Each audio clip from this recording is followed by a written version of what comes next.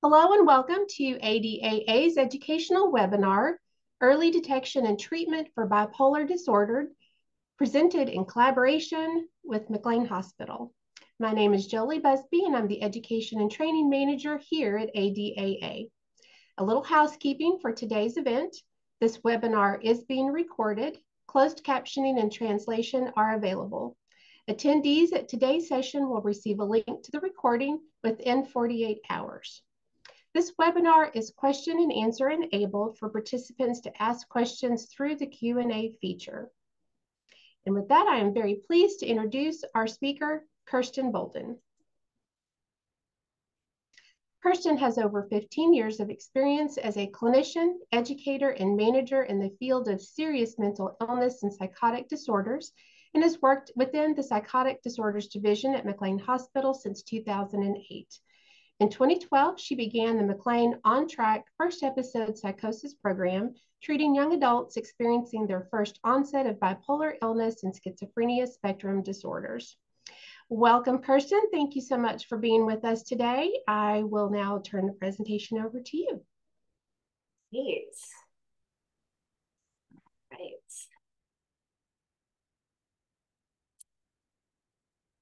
Okay. Can you see my screen? Good. Okay. So I am here to talk about the early detection and treatment for bipolar disorder. Oh, I'm just having a little bit of trouble getting my slides to move. Hold on. 1 second. Oh, there we go. Okay. Okay. So first, I'm going to give you an overview of what we're going to talk about today. So we're going to talk about the causes of bipolar disorder. Then we're going to get a little technical, and we're going to talk about diagnostic criteria, differential diagnosis, and comorbidity. Then we're going to move on into talking about early detection and early intervention treatment strategies. And then we're hopefully going to have plenty of time for Q&A at the end. I also just wanted to mention that I was able to see some of your questions prior to this webinar today. And so I did try to integrate as many of the answers as I could into this PowerPoint. So I'm hoping that by the end, I do have some of your questions already answered. And I'm excited to hear what more people want to know. Okay, so just a little bit about me. Professionally, I identify as a clinical social worker, a program director. My area of expertise is with emerging adulthood and young adults. And I have the most expertise in first episode psychosis that's related to bipolar disorder and related to schizophrenia. On a more personal level, because it always makes me less nervous to talk a little bit about myself at the beginning, I love dark chocolate, I love coffee, I love dogs, and I love beaches. That's a picture of my dog up there. I truly enjoy reading books about mental health, especially mental health memoirs, and I'm going to share some of those books that I love with you at the end of this presentation. And kind of a funny fact is I'm from the town of Sandwich, Massachusetts, and I just happen to love sandwiches, just by coincidence. Okay, so talking about the causes. The cause of bipolar disorder is complex, and we still don't know the exact reason. I look at the first acute onset of bipolar disorder as the perfect storm. There are many different factors that can go into the development of bipolar disorder. These include brain anatomy and brain structure, genes, such as a family history, substance use and substance abuse, in particular cannabis abuse, hallucinogen use, as well as prescription drug use, such as stimulants and SSRIs. There are, of course, biological underpinnings. Trauma has a big role in bipolar disorder, as well as stress. And as we'll talk about a little bit more, this stress can be good stress and bad stress. So a little bit about the onset and demographics. So the peak diagnostic period, so when the most people are diagnosed with bipolar disorder, tends to be in the late teens and early 20s, with the median age being 25. Bipolar disorder does not discriminate. There's an equal rate of bipolar disorder among all genders, races, ethnic groups, and social classes. Bipolar disorder can be diagnosed throughout the lifespan. Even though we see, as I mentioned, that it clusters in the late teens and early 20s, people can be diagnosed later in life, and they can be diagnosed in childhood as well. Early onset of bipolar disorder is typically associated with poorer outcomes and more episodes of depression. Okay, so I'm going to get into a little bit of the nitty-gritty here.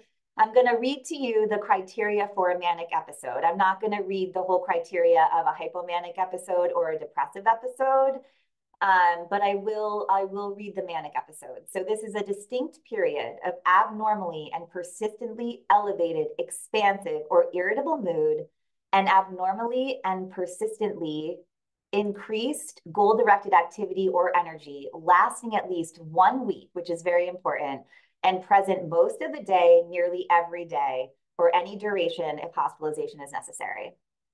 During this period of mood disturbance and increased energy or activity, 3 or more of the following symptoms, or 4 if the mood is only irritable, are present to a significant degree and represent a noticeable change from usual behavior.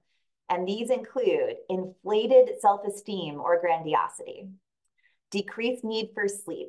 Someone will say, you know, I only got an hour of sleep last night, but I feel totally rested. And if anything, I have more energy than I usually have. People tend to be more talkative than usual and to kind of have a pressure to continue talking and are very difficult to interrupt.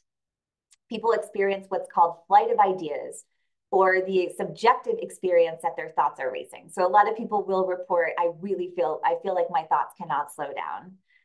And they have a lot of ideas coming at them at one time. People get very distracted.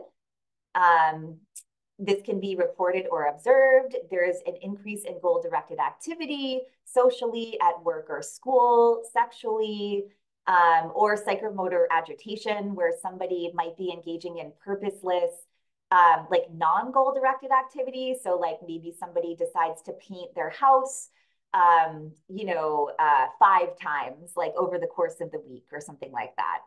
And then excessive involvement in activities that have a high potential for painful consequences. So this could be engaging in unrestrained buying sprees, sexual indiscretions, or foolish business investments. C, the mood disturbance is sufficiently severe to cause marked impairment in social or occupational functioning, or to necessitate hospitalization to prevent harm to self or others, or there might be psychotic features. And then finally, the episode is not attributable to the physiological effects of a substance. That could be, drugs, medications, or other treatments, or to a medical condition. And a full manic episode that emerges during antidepressant treatment, which does happen, and we'll talk about that, but still persists at a fully syndromal level beyond the physiological effect of that treatment, is sufficient evidence for a manic episode and therefore a bipolar 1 diagnosis. You only need 1 lifetime manic episode to be diagnosed with bipolar 1 disorder. So I've highlighted here the difference between a manic episode and a hypomanic episode, which basically, to put it more bluntly, is it's mania light.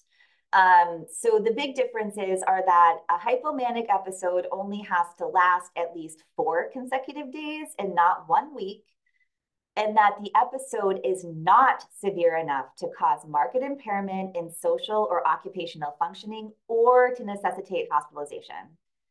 If there are psychotic features, the episode is by definition manic. And then this last kind of technical slide here talks about the diagnostic criteria for depression. I'm not going to read over this whole thing, but just to point out that Major depressive episodes are common in bipolar 1 disorder, but are not required for the diagnosis of bipolar 1. It is required for bipolar 2. So in order to meet diagnostic criteria for bipolar 2 disorder, you have to have had both a depressive episode and an episode of hypomania. Okay, so now that we're moving out of the diagnostic criteria, let's talk a little bit about triggers. There are a lot of triggers of mania, and honestly, I often find that it's not usually one thing, that it's usually a cluster of events that kind of co-occur that might trigger an acute episode. So some of these can include goal attainment events. So sometimes these are like happy events, right? Like weddings or graduations. And even though they're very happy, they're still stressful, and they can definitely trigger episodes of mania. Significant loss is a big one. I just recently worked with a young man who had lost both of his grandparents very closely back to back and his dog, like over the course of like 3 to 4 months.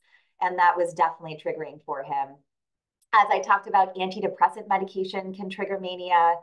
ADD and ADHD medication can trigger mania, so stimulants like Ritalin and Adderall.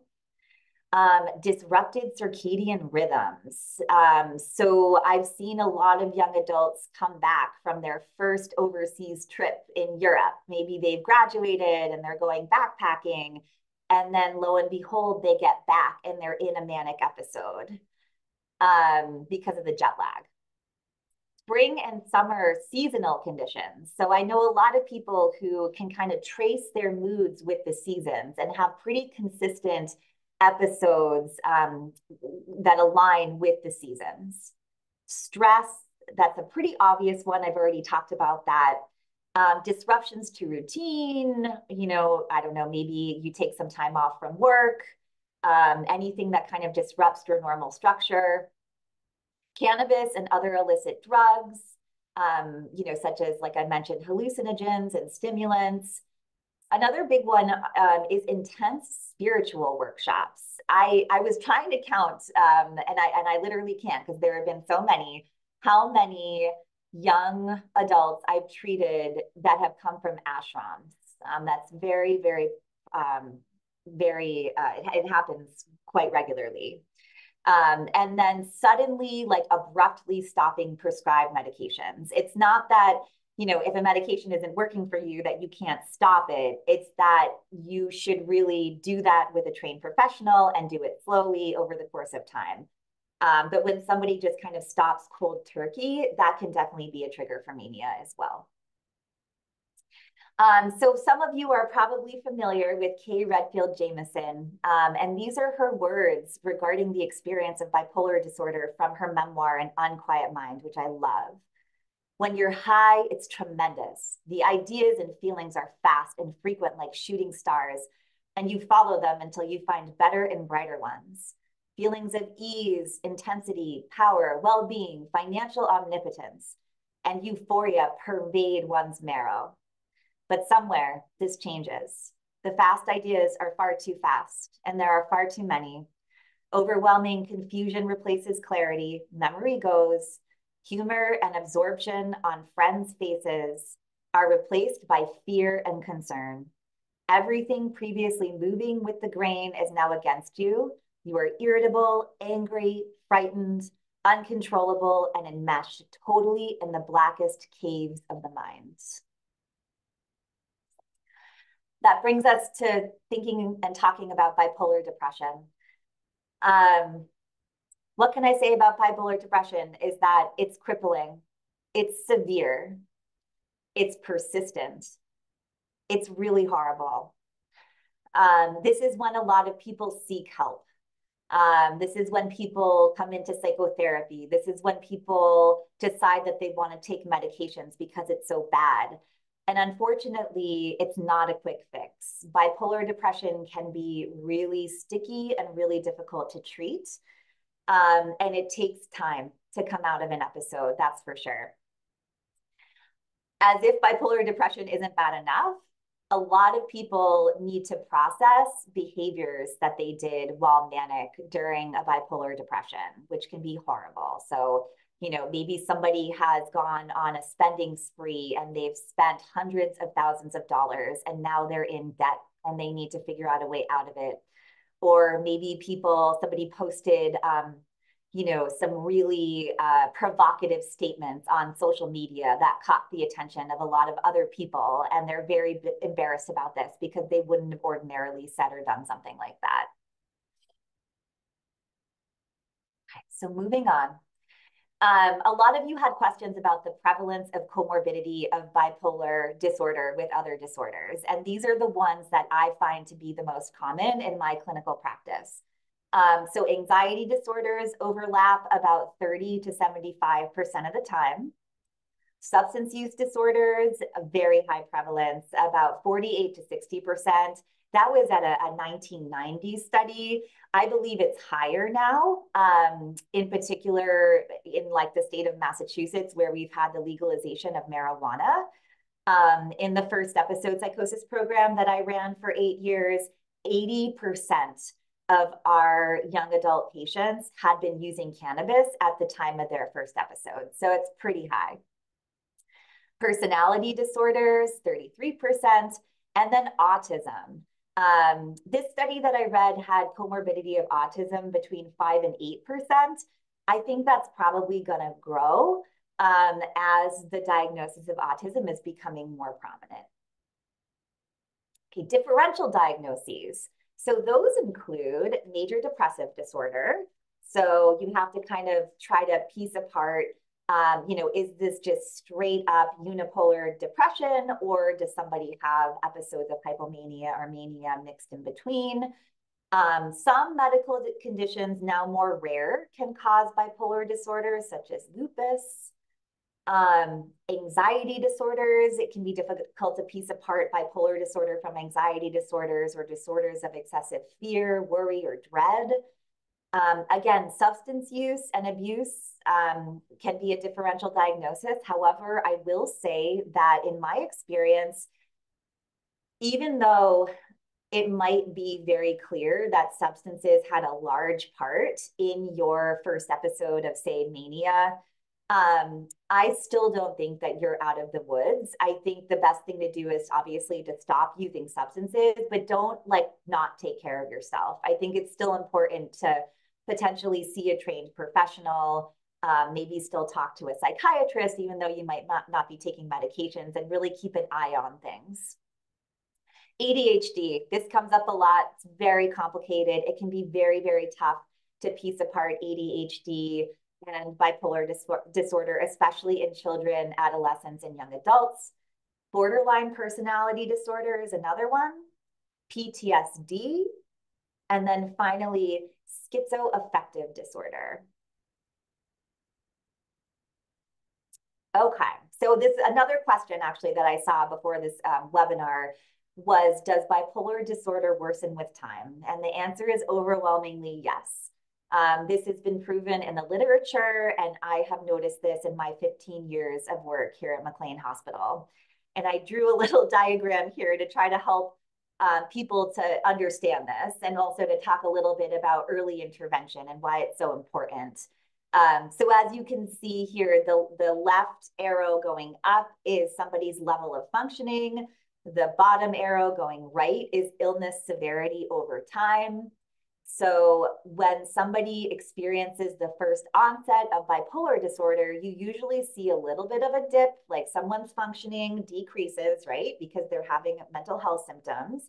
And then the goal is to get them back on track. And it's usually pretty easy if the person does the recommended treatment. It's not always that straightforward, but when young adults and children have not taken medications before, that's called being, kind of medication naive. And when you first start taking medications, they can be really, really effective. And if you stay on those medications and you stay in the individual psychotherapy and you stay with all of the things that are being recommended, the goal is to get you back on track and to see no more dips. However, as many people do, people don't stay on medications, or people have, other things that get in the way, such as substance use. Some people just don't believe that they have the diagnosis and they ignore it. And over time, you see that with each episode of bipolar disorder, the illness worsens and your level of functioning goes down and your level of chronicity increases.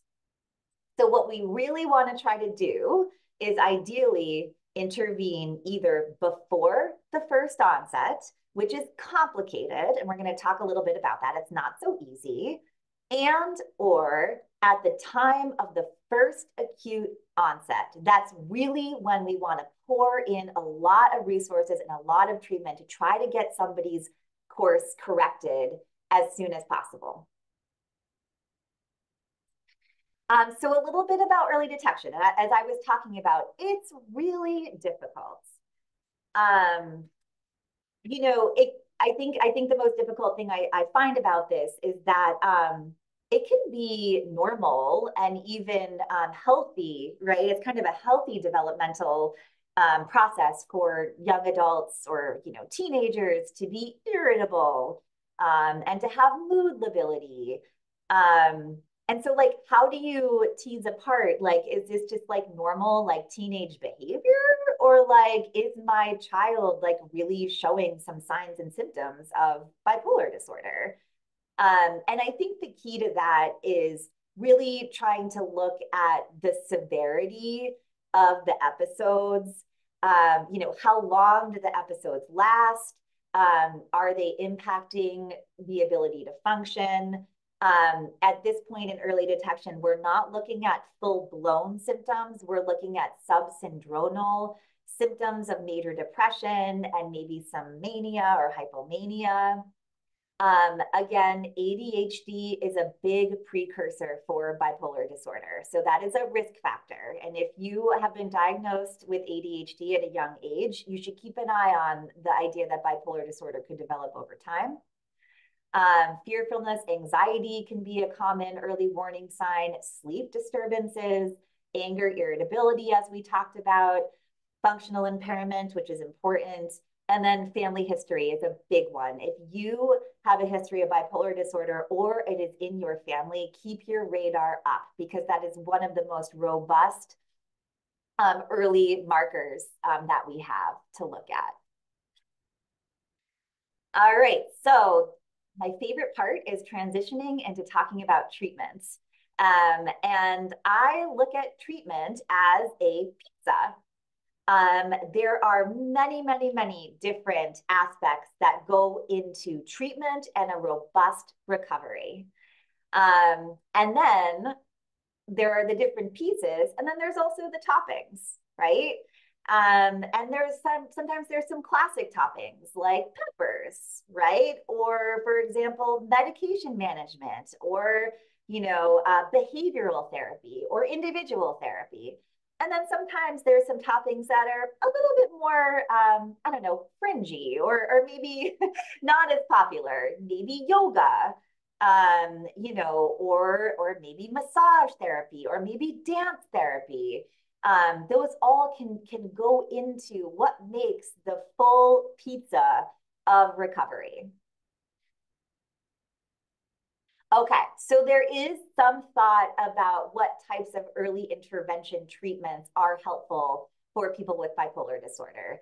And this includes psychotherapy, especially if say it's a child or a young adult that maybe hasn't crossed the threshold yet into having like a big acute episode. At that point, you may not want to think about medications. And the young adult might not want to take medications, but might be more open to like engaging in just psychotherapy. And then of course, if an acute episode has happened, medications are very helpful. Psychoeducation is a very helpful tool for early intervention. Improvement of sleep quality, which behavioral therapies can be really helpful for. You don't always need medications to do that. Working on stabilizing social rhythms. So if you're the type of person that's a night owl and you're up all night long, but you're missing what's going on during the day and being a part of your surrounding community, let's try to work on that. That might be a really helpful intervention before things get kind of more out of control. Preservation of developmental goals. So try not to give up on staying in work and going to school. Even though you might need to take some time off because you're not able to do those activities, replace them with something else, replace them with volunteer work, replace it with taking a class, like maybe one class online or something like that, but do not get out of the track that you're trying to stay on when it comes to your vocational and academic goals. And I'm going to talk about this more. Family-focused psychotherapy can be very, very helpful in the early phases, obviously with children and adolescents and young adults. This is when shared decision-making can be very helpful. So to try to empower the young one to be able to make informed treatment decisions with the input of their family members. And then I think I've already mentioned this, but behavioral therapies can be very, very helpful for bipolar disorder, especially when it comes to early intervention. So when it comes to treatment and support of families, I'm sure many of the family members on here know this quote, but I love it. This is not a casserole illness. When someone in your family is struggling with bipolar disorder, people in the neighborhood don't bring over casseroles.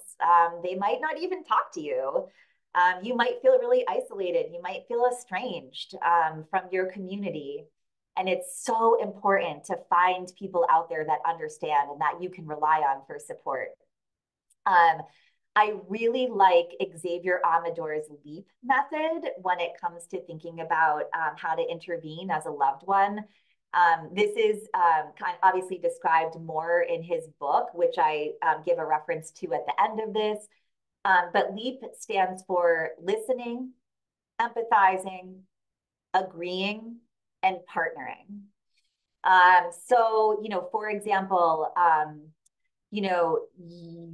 somebody who, is struggling with bipolar disorder might not agree with or love the idea of taking an antipsychotic medication or taking a mood stabilizing medication, but they want to complete college and their family wants them to complete college too. So that's a great thing to partner around when it comes to recovery.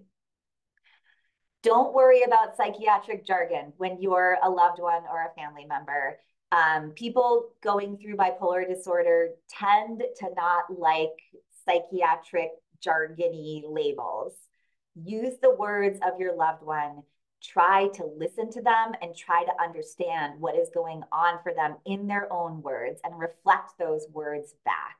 And that leads into the next bullet point, that people fundamentally want to be heard. You want to be heard, and your loved one wants to be heard too. So that's when you can engage in active listening to really, again, try to figure out where is your loved one coming from? What are they struggling with? And how do they put it in their own words and reflect that language back? This is a hard one, and I know people know this, but care for yourself. And that's not a joke. You need to take care of yourself in order to take care of your loved one. You need to have the energy, and the people that are suffering know it and they feel bad.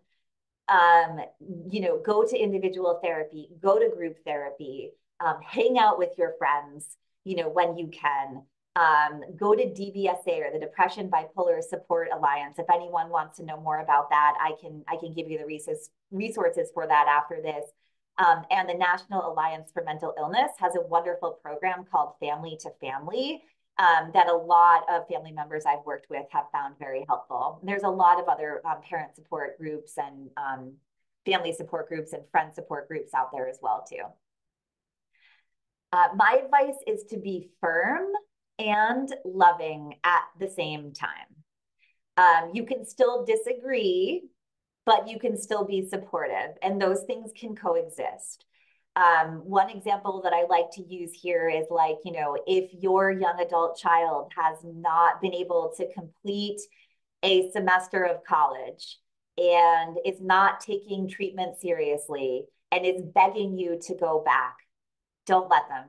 It's not going to go well, and it's a lot of money that could go down the drain if they need to leave or they become so symptomatic they have to go into the hospital.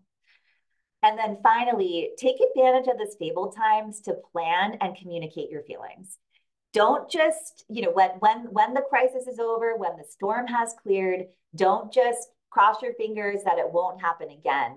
Take that time to sit down, maybe go to family therapy, sit down and really try to understand and come up with a plan of how you're going to prevent future episodes from happening again.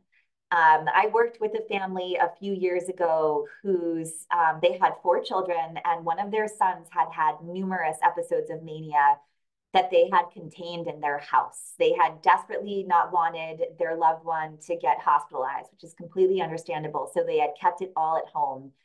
And this young man had started fires around the house. He had engaged in some really risky behavior, and basically the entire family was just watching him 24/7. Then when the last episode of mania was over and he was in a better space, they came into family therapy and they shared their feelings, and they said, we can't let this happen again. We can't go through this again. And they opened up communication, and it went really well for them. He hasn't actually had another episode since, and he decided to start taking some medications. Behavioral therapies work. I love behavioral therapies when it comes to their efficacy with bipolar disorder. The big ones, the big behavioral therapies include cognitive behavioral therapy, dialectical behavioral therapy, and acceptance and commitment therapy. And there's a lot of offshoots of these that have really good data and can be super helpful. But I really want to say that this is not the only answer. I personally look at behavioral therapies as first aid or a Band-Aid, that they're super helpful, right? You need to stop the bleeding. You need to try to get, things under control as quickly as possible, but it's not the only answer. And as I've mentioned, there are so many things that go into recovery from bipolar disorder. And these are my recommendations for individuals struggling with bipolar disorder.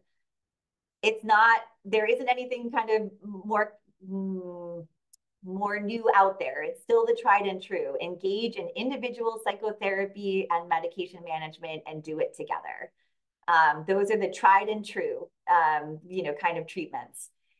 You want to find, which I know can be hard, but you want to find treatment professionals that you can form an alliance with, that you like, that have expertise in the area of bipolar disorder or are willing to learn and listen, and that you trust this person, that you trust when they make a recommendation or they make a comment that maybe you're not doing well. Work and life goals. I've said this already, and I'm going to say it again. Stay engaged in vocational and academic pursuits. Do not give up. If you need to take time off, that's completely understandable, but replace it with something else. Replace it with something a little bit lighter. Like I said, maybe that's a volunteer opportunity a couple times a week. Maybe that's taking a community college course while you're taking a medical leave from school. But do not give up and stay in the game. It's very important. Stay connected. Stay connected with the people who care for you and love you. Don't try to push them away, and don't try to isolate from them. Form new connections. Don't be afraid. Put yourself out there and form new connections with people. Family therapy can be a great way to work on the connections that you want to maintain with the people around you. It's not the only way, but it's certainly something to think about. Stay sober. If substances are part of the picture, if you believe in cannabis for medicinal uses, don't use it. Stay away from it. It's going to help you, I promise. Challenge yourself. Take healthy risks if things aren't working. What's the worst that's going to happen? Hang out with a friend when you don't feel like getting out of bed. Ask someone you don't know well yet to hang out. Try a new way to cope with symptoms. Try that volunteer opportunity that your therapist keeps recommending and that you keep saying that you don't want to do. Try new things. That's a great way to figure out what's going to work for you and what's not going to work for you moving forward. Advocate for yourself. Of course, this is so important, but a lot of people don't do it. Advocate for what you need. If you're worried about a side effect, say it. Don't just take the medication and then leave the psychiatrist's office and then stop it 2 weeks later. Speak up and advocate for what you need. If you don't like your psychiatrist and you've been seeing them for a year, try to find somebody else. Speak up. It's very important. Trust in professionals with healthy skepticism. I say this because, sometimes you do need to get consultation. And I don't think consultation is necessarily a bad thing. I think it can be bad if you're trying to find answers that don't exist. But if you're hitting brick walls with the current treatment providers you have, go get a consultation with somebody else. And then finally, take some time to integrate all of the treatment recommendations and information that's coming at you and what you've tried and what's been helpful and what hasn't been helpful. Like, try to take a step back and try to integrate how everything is coming together. So then you can try to piece apart, well, it seems like this part of my recovery and these things that I'm doing are working, and it seems like maybe these things aren't. And finally, find yourself and build your pizza. Build it whatever way you want. And then I'm gonna kind of get to the end there. I have 2 more slides left before we can move into the Q&A. I wanted to leave you with some wonderings, and I'm wondering what you all think about my wonderings. I do sit and think a lot about bipolar disorder and why it's here. Like, what purpose does it serve? It's been around for hundreds of years, and we know this. It's been documented. What's protective about bipolar disorder? What is adaptive? There are so many people in our culture that have had bipolar disorder that have been famous artists, academics, change agents, that have done so much for our society and our culture. How do we keep this creativity alive and limit the suffering for individuals and for their families? And if you all have ideas about that, I would love to hear. And then finally, as I mentioned at the beginning, I really do love reading mental health books. And here are some of the ones that I love. The book, I'm Not Sick, I Don't Need Help by Xavier Amador. It's a great guide for families. That's the book I mentioned that has the LEAP method that's talked about. I was actually looking over this book last night, and I realized for the first time that it's like maybe a little bit outdated in terms of like some of the like us versus them language, but it's still great and it's still really helpful. The Feeling Good Handbook by David Burns. This is the beginning of cognitive behavioral therapy. This is an amazing book. I highly recommend it. It's good for everybody, those who are experiencing bipolar disorder and loved ones. The Body Keeps the Score by Bessel van der Kolk is like the Bible of trauma.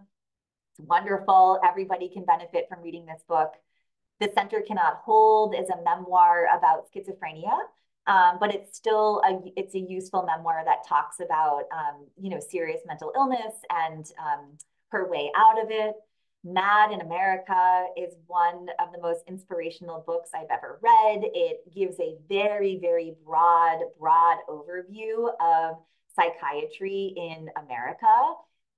It's really intense. So if you're not in the mood for hearing about the very, very kind of sad history of psychiatry, don't read it. But it's fascinating and it's inspirational. This is a book that came out not that long ago that I love. It's called Strangers to Ourselves by Rachel Aviv. It's, I believe, 5 different narratives of people with lived experience and how they've navigated the mental health system. Another one, When We Cease to Understand the World by Benjamin Labatut. Great book, really helpful to kind of get a sense of that genius, that kind of genius madness. That's kind of a trope when it comes to bipolar disorder. An Unquiet Mind, which is like the memoir Bible of bipolar disorder that I'm sure many of you know. And then finally, one of my favorite books is Maybe You Should Talk to Someone by Lori Gottlieb. It's a great book about psychotherapy and the ins and outs of psychotherapy and human suffering. And that is it. I am done. So I'm excited to open this up to Q&A. Okay, well, we definitely have some questions. If you're able to see it, we can start at the top. So just let me know, Kristen, if you can see that. Yes. All right.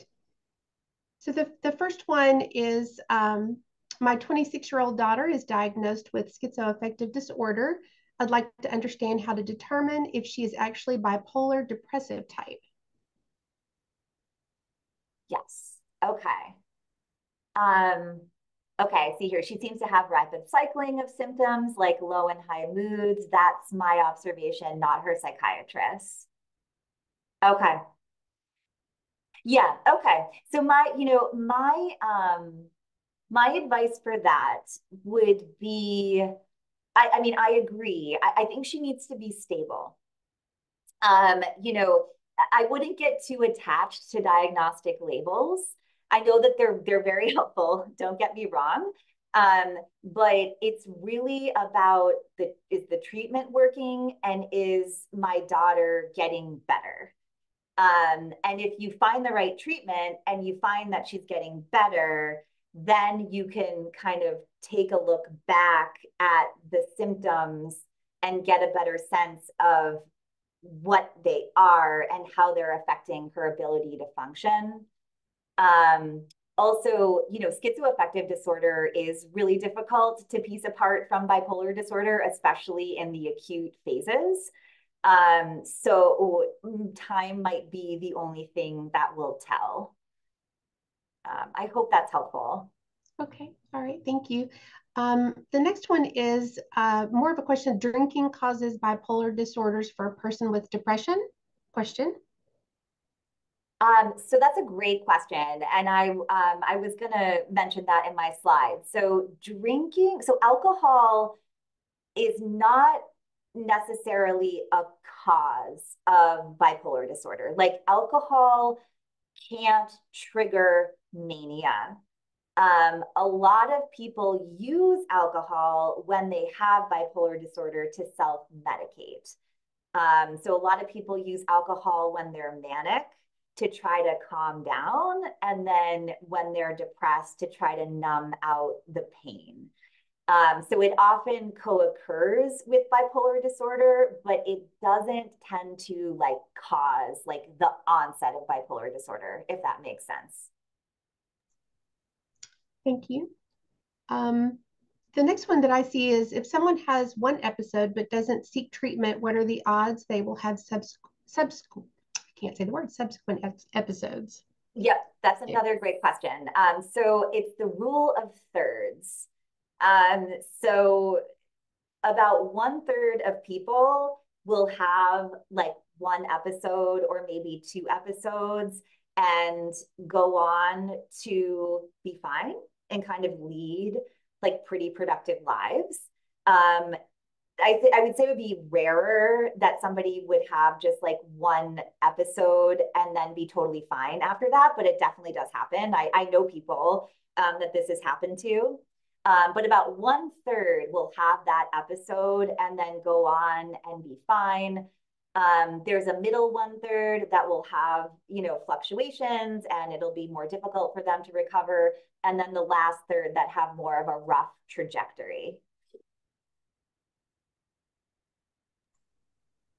Christian, because our time is limited, I'll just give you a moment to scroll through and see what questions you may want to answer next.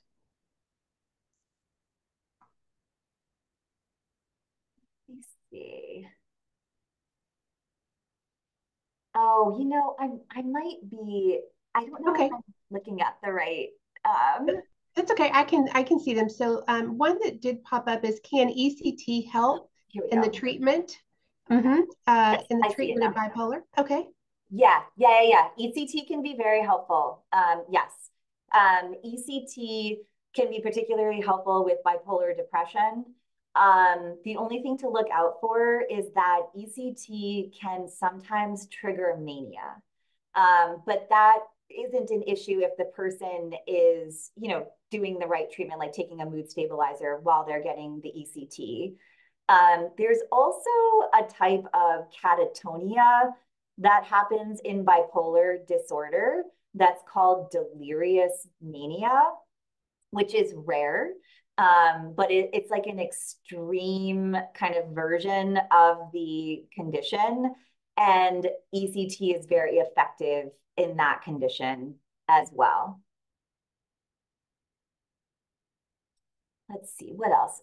When considering differential diagnosis, is there a specific tool, technique, or principle that you have utilized to navigate this issue wisely? That's a really good question. I wish it were that simple. I think it takes time to really understand where somebody falls in the DSM. And then it's also kind of a moving target because we're always growing and changing over time.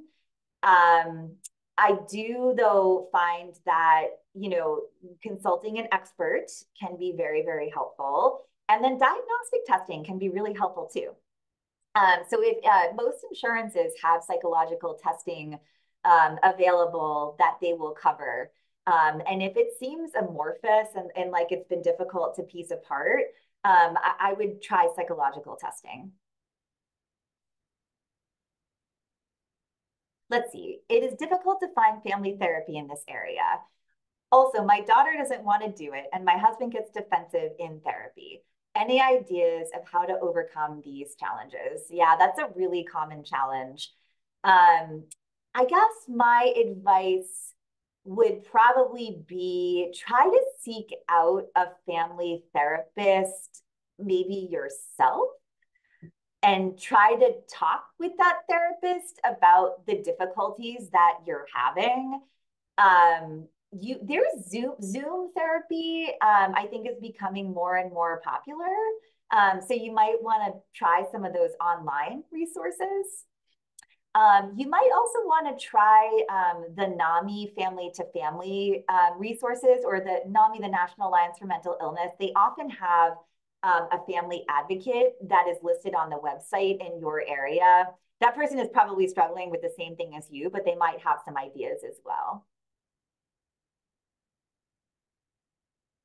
Let's see. Could you speak to how best to screen for and identify bipolar disorder early in order to implement the early interventions? Yeah. So I mean, early screening is a big issue.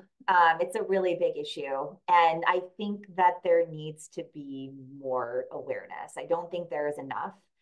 Ideally, I think that, pediatricians really need to be more up to speed on the precursors of bipolar disorder, as well as teachers and any other kind of young adult, or childhood, like educators and counselors. I would say that if you're concerned about early bipolar disorder, I would say definitely consult with your pediatrician. If you have some of the classic risk factors, like if your child has ADHD, if you have a family history of bipolar disorder, especially, I think it's good to start talking with your pediatrician early. If you've noticed that your child is really starting to exhibit signs and symptoms, I don't think it hurts to take them to see a psychotherapist and form a relationship with a psychotherapist. Like that can kind of track the person over time. So say you go and meet somebody once and things are like going okay, at least you've like established a relationship with that person. So then if something gets worse, you can bring them back.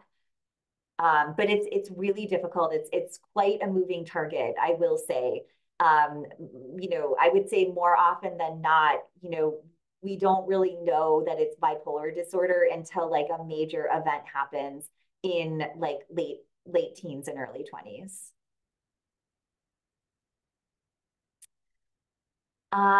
Okay, let's see. We have my 17-year-old son has ADHD, has struggled with marijuana use, and he has an aunt who is diagnosed with bipolar. He's shown many of the symptoms described, especially extreme anger, yet not a full episode. We have hit dead ends in getting someone to evaluate or diagnose because he doesn't display these symptoms at other times and he tells others he's fine. How can we find a good resource to evaluate? Yeah, it's so hard. It's so hard. You know, something that, I mean, be patient. You know, a lot of young adults do not want anything to do with a treatment provider. They don't want anything to do with the mental health system. They smell it and they want to run the other way. I would say, you know, trying to get resources kind of on how to destigmatize, you know, any sort of concerns that you have about mental illness can be helpful. You know, try to find your son when he's in a better space. Like don't talk to him about this stuff when he's like he's irritable and he's having a tough time or he's high. Like wait until he's a little bit more stable. Control your own emotions and reactions like as you're talking to him and try to not get frustrated. You might want to try, there's a lot of peer support services out there now. And sometimes that's a little bit less intimidating for young adults. So you might want to try that route. But it's, you know, I've still seen young adults that like want nothing to do with that because they know that it has something to do with mental illness. We've got enough time for maybe a couple of more questions.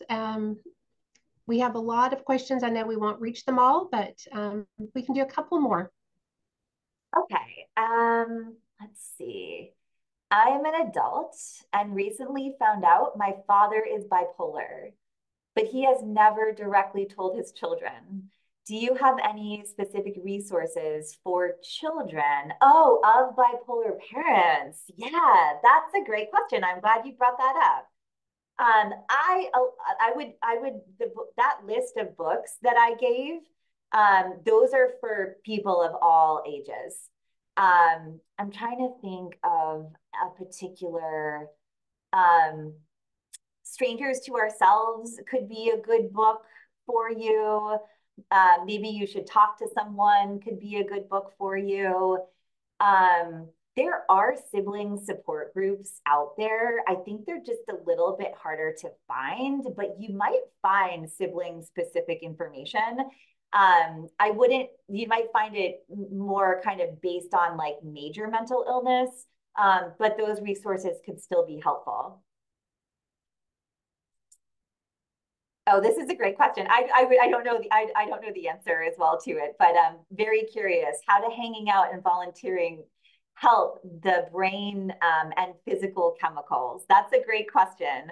I bet nobody really knows the answer to that question. But what I certainly can say is I think about your brain as a muscle, right? And if you're not exercising your social muscle, and your you know kind of academic muscle or your vocational muscles, they're going to atrophy, right? And you're going to have to work them out harder to catch up the next time.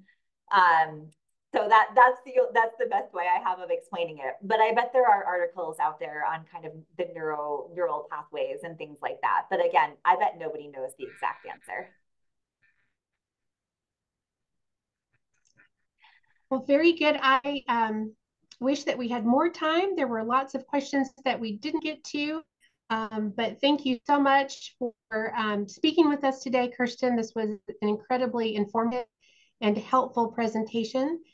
So thank you so much. And also for our collaboration with McLean Hospital to have you with us today.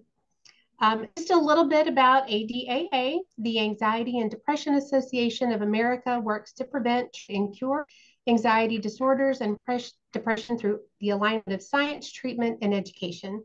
We invite you to explore our website at adaa.org, where you can find resources such as a Find Your Therapist directory, free evidence-based webinars, blogs, and videos, free online peer-to-peer communities, which may be helpful based on our discussion today, self-help books and publications.